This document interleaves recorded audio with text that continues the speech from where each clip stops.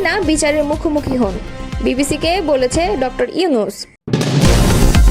অন্তর্বর্তী সরকার ভালো কাজ করছে, মন্তব্য করেছেন মির্জা ফখরুল। ইসরায়েলের হামলায় ইরানের আরও এক কমান্ডার নিহত। দক্ষিণ ইরানে নতুন হামলা শুরু করেছে ইসরায়েল। ওআইসি সম্মেলনে ইসরায়েলের বিরুদ্ধে ঐক্যের ডাক। এতক্ষণ শুনছিলেন সংবাদ শিরোনাম, এবারে বিস্তারিত। শেখ হাসিনার বিচার চলমান একটি প্রক্রিয়া উল্লেখ করে প্রধান উপদেষ্টা ডক্টর মোহাম্মদ ইউনূস বলেছেন, আমরা চাই তিনি বিচারের মুখোমুখি হন, তাকে ফিরিয়ে আনার জন্য আন্তর্জাতিক পদ্ধতি ব্যবহার করব। সম্প্রতি ব্রিটিশ গণমাধ্যম বিবিসিকে দেয়া সাক্ষাৎকারে এসব কথা বলেন তিনি। যুক্তরাজ্য সফরে গত 12 জুন তিনি ব্রিটিশ রাজা তৃতীয় চার্লস হারমোনি অ্যাওয়ার্ড নিয়েছেন। এই পুরস্কার নিতে যাওয়ার আগে বিবিসি সাংবাদিক রাজনীত বৈদ্যনাথ প্রধান উপদেষ্টা অধ্যাপক ইউনূসের সাক্ষাৎকার নেন। ইংরেজিতে দেওয়া এই সাক্ষাৎকারটির কিছু অংশ প্রকাশ করেছে বিবিসি বাংলা। বিবিসি বাংলায় প্রকাশিত সাক্ষাৎকারটি বার্তা24.com-এর পাঠকদের জন্য প্রকাশিত হলো।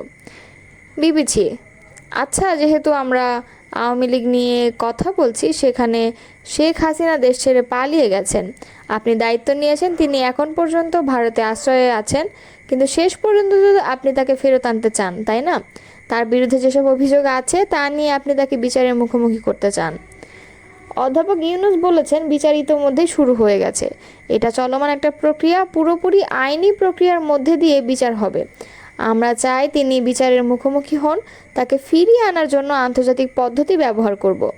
যেভাবে একজন অভিযুক্তকে দেশে ফিরিয়ে আনা যায় সেটাই করব, এটি সম্পূর্ণ আইনি প্রক্রিয়া। কিভাবে তাকে ফিরিয়ে আনবেন? মানে আপনারা তো মোদির সঙ্গে অনেক দেখা হয়, আন্তর্জাতিক ব্যবস্থা ব্যবহার করে তাকে ধরে আনার কোনো ক্ষমতা তো আমাদের নেই। কিন্তু আপনি যেসব অভিযোগ করছেন শুধু শেখ হাসিনার বিরুদ্ধে নয়, তার সহযোগীদের বিরুদ্ধেও, যাদের বিরুদ্ধে মানবতা বিরোধী অপরাধ, দুর্নীতি সহ আরও অনেক অভিযোগ আছে, এসব সত্ত্বেও তাকে এতদিন থাকতে দেয়, আপনি কি মোদির উপর বিরক্ত নন? অধ্যাপক ইউনূস বলেন, তার ভারতে থাকা বাংলাদেশিদের জন্য তেমন কোনো সমস্যা নয়, সমস্যা হচ্ছে তার কণ্ঠস্বর। তিনি নিয়মিত বাংলাদেশের মানুষের উদ্দেশ্যে ভাষণ দেন, মিডিয়ার মাধ্যমে প্রচার করেন। বিবিসি বলেন, তাহলে আপনি মনে করেন ভারতকে আরও কিছু করা উচিত যেন তিনি এই ভাষণগুলো না দিতে পারেন? অধ্যাপক ইউনূস বলেছেন, সেটা আপনিই বলেছেন। অন্তর্বর্তী সরকার দায়িত্ব নেওয়ার পর থেকে আওয়ামী লীগের শত শত সমর্থক বা সহানুভূতিশীলকে গ্রেপ্তার করা হয়েছে। অনেকে প্রশ্ন তুলেছেন, আপনি কি তাহলে ঠিক তাদের মতোই সমালোচকদের দমন করছেন? অধ্যাপক ইউনূস বলেন, এটা বলা লজ্জাজনক হবে। আপনি যদি অন্তর্বর্তী সরকারকে আওয়ামী লীগ সরকারের সঙ্গে তুলনা করেন, তাহলে বুঝতে হবে আপনি বাংলাদেশকে বোঝেন না, বাংলাদেশের বাস্তবতাকে বোঝেন না, আপনি বোঝেন না আওয়ামী লীগ কী আর অন্তর্বর্তী সরকার কী। বিবিসি বলেছে, এগুলো আমার কথা নয়, অনেকে বলেছে।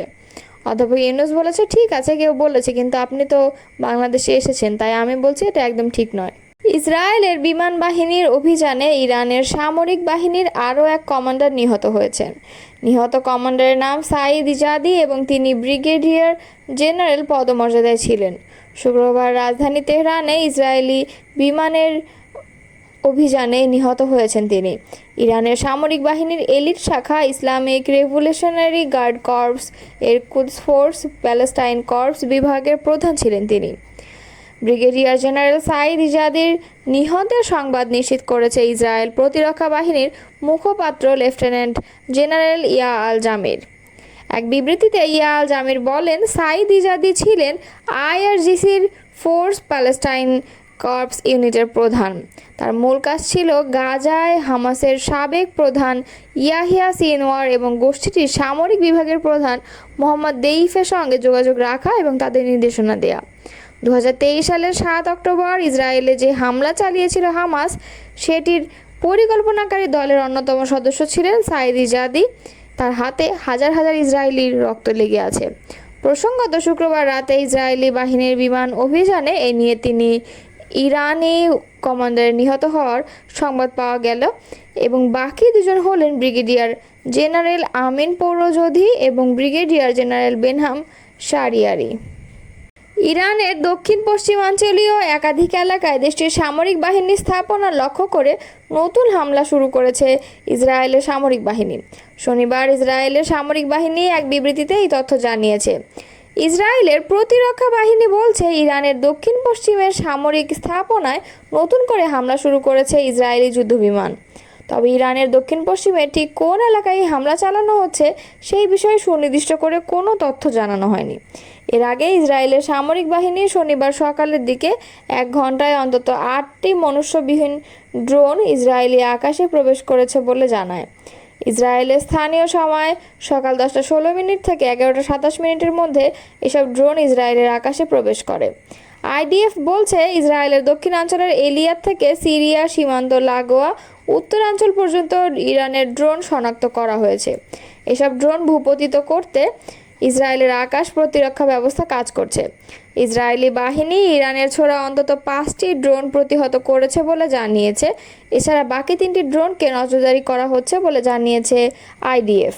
ইস্তাম্বুলে ইসলামী সহযোগিতা সংস্থার এক জরুরি বৈঠকে তুরস্কের পররাষ্ট্রমন্ত্রী হাকান ফিদান মধ্যপ্রাচ্যে ইসরায়েলের ক্রমবর্ধমান আগ্রাসনের নিন্দা করে মুসলিম দেশগুলোর ঐক্যবদ্ধ প্রতিরোধ গড়ে তোলার আহ্বান জানান। তিনি সতর্ক করে দেন যে ইরানের ওপর ইসরায়েলের হামলা পুরো অঞ্চলকে যুদ্ধের দিকে ঠেলে দিতে পারে। ফিদান তার বক্তব্যে ইসরায়েলকে মধ্যপ্রাচ্যের অস্থিতিশীলতার মূল হোতা হিসেবে চিহ্নিত করেন। তিনি বলেন, এটি কেবল ইয়েমেন, ইরান, ফিলিস্তিন বা সিরিয়ার সমস্যা নয়, আসল সমস্যা হলো ইসরায়েল। তারা গাজায় গণহত্যা চালিয়েছে এবং এখন ইরানের উপর আক্রমণ করে পুরো অঞ্চলকে ধ্বংসের দিকে নিয়ে যাচ্ছে। তিনি জোর দিয়ে বলেন, যুদ্ধ যেন আরও বিস্তৃতি সংঘাতের রূপ না নেয় তা রোধ করতে হবে। এই জন্য মুসলিম বিশ্বকে একসাথে কাজ করতে হবে। ফিদান জানান, প্রেসিডেন্ট রেজেপ তাইয়্যিপ এরদোয়ানের নেতৃত্বে তুরস্ক অঞ্চলে উত্তেজনা কমানোর জন্য কূটনৈতিক প্রচেষ্টা চালিয়ে যাচ্ছে।